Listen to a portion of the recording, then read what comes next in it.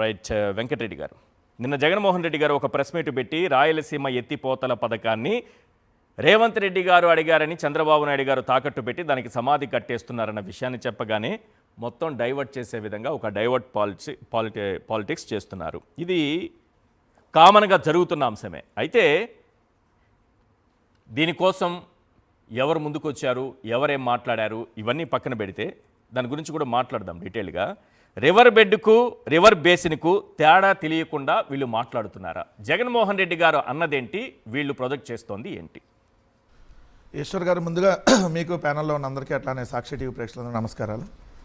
దాదాపుగా జగన్మోహన్ రెడ్డి గారు ఈ 19 నెలల కాలంలో అంటే బయట ప్రెస్ మీట్లు కాకుండా పార్టీ కేంద్ర కార్యాలయంలో ఒక 20 పైగా ప్రెస్ మీట్లు పెట్టారు.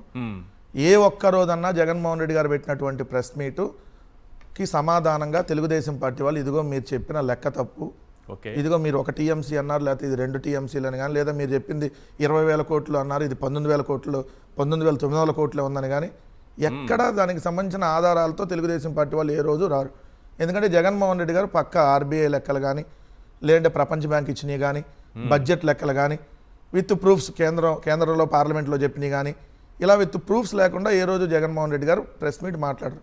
చంద్రబాబు నాయుడు గారి దగ్గర ఉన్న వింత విచిత్ర పరిస్థితి ఏంటంటే ఏ రోజు ప్రూఫ్తో మాట్లాడు ఆయన.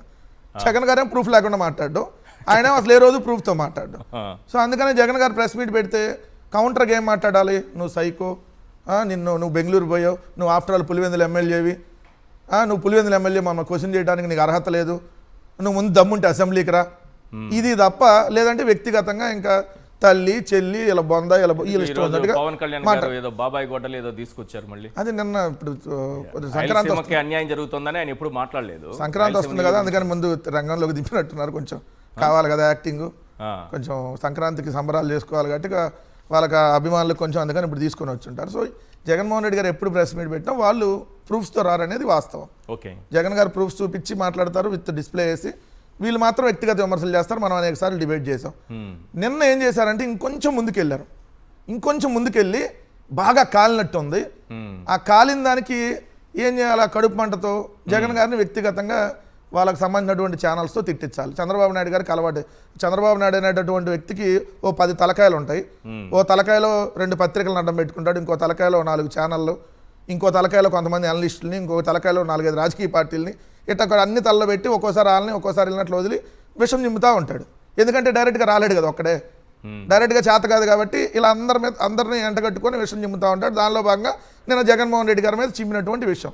అసలు జగన్ గారు ఏమన్నారు, అసలు నిన్న ప్రెస్ మీట్ మెయిన్ ఉద్దేశం ఏంటి, ఆయన అడిగిన దానికి పాయింట్ నువ్వు నేను సమాధానం ఏం చెప్పాలి, రేవంత్ రెడ్డి మిమ్మల్తో మాట్లాడా లేదా, అసలు పాయింట్ ఏంది, రేవంత్ రెడ్డి తెలంగాణ అసెంబ్లీలో పక్క రాష్ట్ర ముఖ్యమంత్రి, నీ బండారం నీ భాగవతం మొత్తం బయట పెడితే నీ కనీసం కొద్దిగా సిగ్గుంటే అది అవునా కదా సమాధానం చెప్పాలి.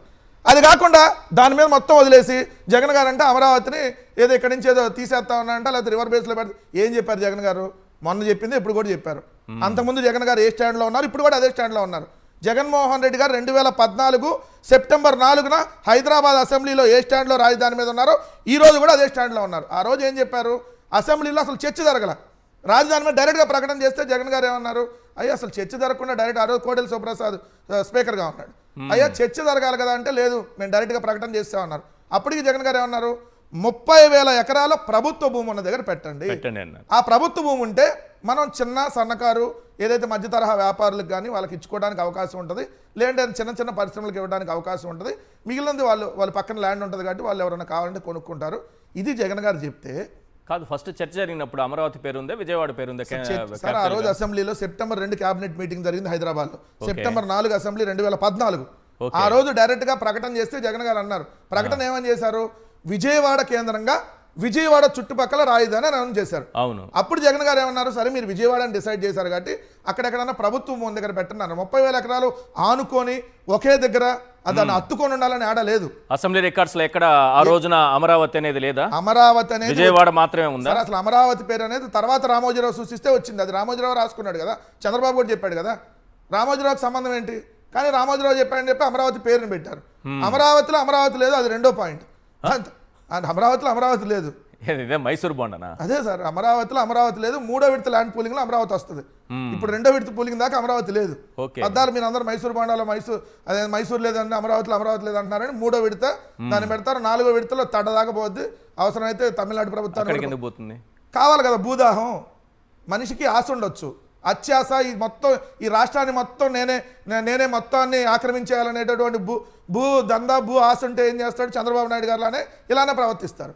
సో ఇప్పుడు మీరేమన్నారు, ఆ రోజు జరిగినటువంటిది ఖచ్చితంగా ప్రజలకు తెలియాలి కాబట్టి దాన్ని రిపీట్ చేసి చెప్తా ఉన్నాం. ఆ రోజు జగన్మోహన్ రెడ్డి గారు విజయవాడ కేంద్రంగా రాజధానికి యాక్సెప్ట్. కానీ తర్వాత మీరేం చేశారు? డిసెంబర్ వచ్చేటప్పటికి 3 నెలల తర్వాత 29 గ్రామాల్లో ల్యాండ్ పూల్ చేస్తున్నా ఉన్నారు.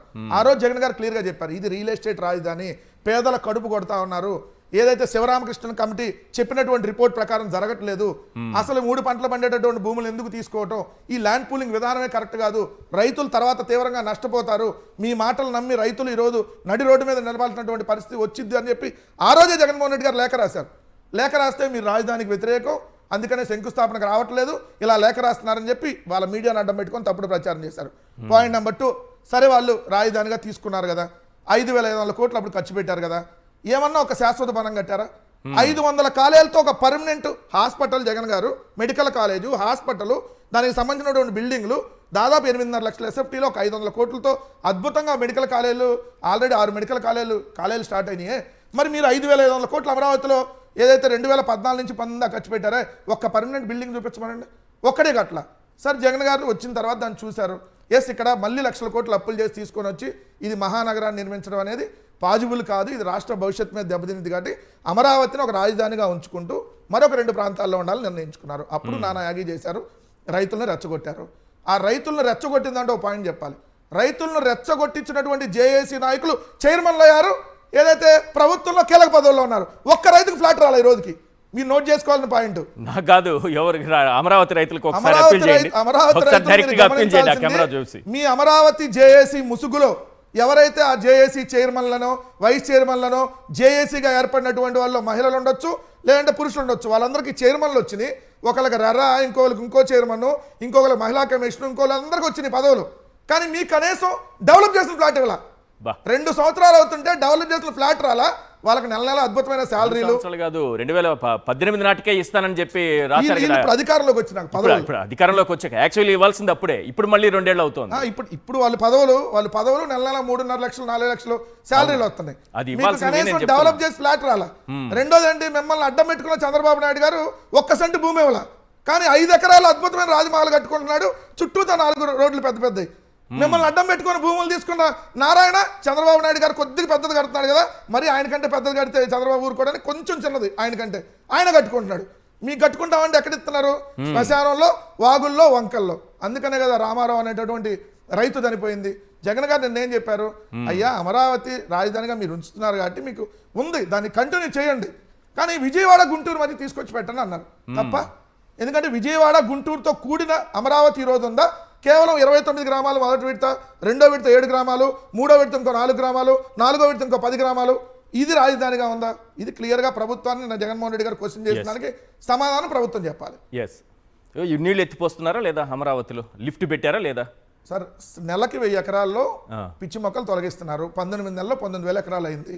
మొత్తంగా 54,000 ఎకరాలు ఉంది మొదటి దశలో. అంటే 54 నెలలు. అంటే ఈ ప్రభుత్వానికి అధికారం ఉండేది 60 నెలలే కదా. సో ఈ అధికారం దిగిపోయేలో పిచ్చి మొక్కలు అయితే పీసేస్తారు. ఎంతవరకు క్లారిటీ, దానికి కాంట్రాక్ట్ అంత ఇచ్చారనేది సెకండరీ. ఎందుకంటే క్లియర్ కదా, మొన్న నారాయణ గారు ఏం చెప్పారు, ఇప్పుడు 19,000 ఎకరాలు పిచ్చి మొక్కలు తీయడం అయింది అన్నాడు. అధికారంలోకి వచ్చే అన్నాలు ఏంది? 19 నెలలు. 19 నెలలు పిచ్చి మొక్కలు బీకారు. ఏం బీకారు అంటే పిచ్చి మొక్కలు బీకారు. ఇది జరిగింది. మరి కొత్తగా 20,000 ఎకరాలు తీసుకున్నారు. రెండోది, నిన్న మొన్న 20,000 ఎకరాలకి శ్రీకారం చుట్టారు కదా, రెండోది ఇప్పుడు క్లీన్ చేయాలి.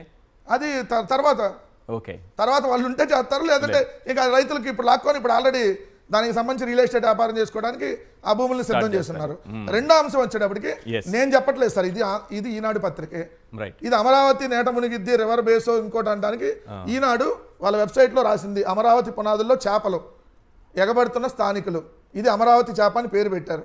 అమరావతి చేప అంటే అమరావతిలో పెట్టుకుంటే అమరావతి చేప కదా సార్. చంద్రబాబు నాయుడు కరకట్ట ఇంటి దగ్గర పట్టుకుంటే కరకట్ట చేప. సో ఇక్కడ ఏం రాశారు చూడండి, సచివాలయ పునాదుల్లో భారీ చేపలు, సచివాలయ పునాదుల్లో భారీ చేపలు, ఐకానిక్ టవర్ గుంతల వద్ద కోలాహలంగా చేపల విక్రయాలు. ఏది మన అంతర్జాతీయ స్థాయి అమరావతిలో కోలాహలంగా చేపల విక్రయాలు. ఇప్పుడు అమరావతి ఆవకాయలాగా అమరావతి చేప అద్భుతంగా కోలాహలం రాయటానికి వాళ్ళకన్నా ఉండాలి కదా. మన రాష్ట్ర రాజధాని పరువు తీసుకోవడం కాకపోతే ఏంటిది? చూడండి సార్, ఐకానిక్ టవర్ గుంతల వద్ద కోలాహలంగా చేపల విక్రయాలు, అమరావతిలో చేపలు, అమరావతి ఫిష్. నేను పెట్టలేదు, నేను ఇది సాక్షి పత్రిక పెట్టింది కాదు, ఇదన్నీ వాళ్ళ పత్రికల్లో. ఇక్కడ చూడండి సార్, దానికైతే ఫిష్ ఫెస్టివల్ పెడతారా ఏంటి? అమరావతి ఫిష్. ఇది కాక మొన్న వర్షం వస్తే కాజా టోల్గేట్ సమీపంలో పొలాలు, ఇళ్ల స్థలాల చుట్టూ నీరు. ఇది ఆంధ్రజ్యోతి ఈనాడు పత్రికలో వచ్చినాయి. ఇక్కడ చూస్తే తాటికొండ పంట పొలాల్లో చేపలు పడుతున్న కుర్రకారు. మన అమరావతి అంతర్జాతీయ స్థాయి రాజధాని అమరావతిలో చంద్రబాబు నాయుడు గారు పెట్టిన ప్రపంచ స్థాయి పేరు రాజధానిలో ఇదే. రెండోది వచ్చాడు వరదలో కొట్టుకొని బాలుడు మృతి. ఇవన్నీ రీసెంట్ న్యూస్, ఇవన్నీ ప్రజలకు తెలియాలి. ఇది కాక వర్షం వస్తే ఏ విధంగా అక్కడ ఆగిపోతే రాకపోకలు అంటే హైకోర్టుకి వెళ్ళడానికి ఆగిపోయింది రాకపోకలు. దాంట్లో చూడండి, స్తంభించిన రాకపోకలు. గుంటూరు అమరావతి రోడ్లో లాం వద్ద కొండవీటివాగు ఉధృతంగా ప్రవహించి రోడ్డుపైకి నీరు చాటంలో వాహనాలు నిలిపివేశారు. పోలీసులు, పంచాయతీ అధికారులు ఇరువైపులా పహారా కాసి ఎటువంటి ప్రమాదాలు జరగకుండా జాగ్రత్తలు తీసుకున్నారు. ఈ కారణంగా ఉదయం హైకోర్టు సచివాలయానికి ఉద్యోగులు విధులకు హాజరు కాలేకపోయారు. ప్రపంచ స్థాయి రాజధానిలో ఒక అరపూట వర్షం పడితే ఏ పేపర్ అది? ఆంధ్రజ్యోతి సార్, ఓకే, మన ఆంధ్రజ్యోతి. Okay okay. రాధాకృష్ణ అప్పుడు సోయితో రాసిన వార్త కదా, జిల్లాలో పాప రాస్తా ఉంటారు అట్లా. ఎప్పుడు ఇది? గురువారం 14 ఆగస్టు 2025. రైట్. ఈ వార్తలన్నీ రాసి ఇప్పుడు ఎవరు దాన్ని, ఇది రివర్ కాకుండా ఉందా, రోజు నీళ్ళు ఎత్తి తోడిపోతున్నారా లేదా, రోజు మోటార్లు ఎత్తిపోతున్నారా, మీరే రాశారు కదా. దీనికి ఇప్పుడు వాళ్ళు సమాధానం చెప్పాలి. రైట్.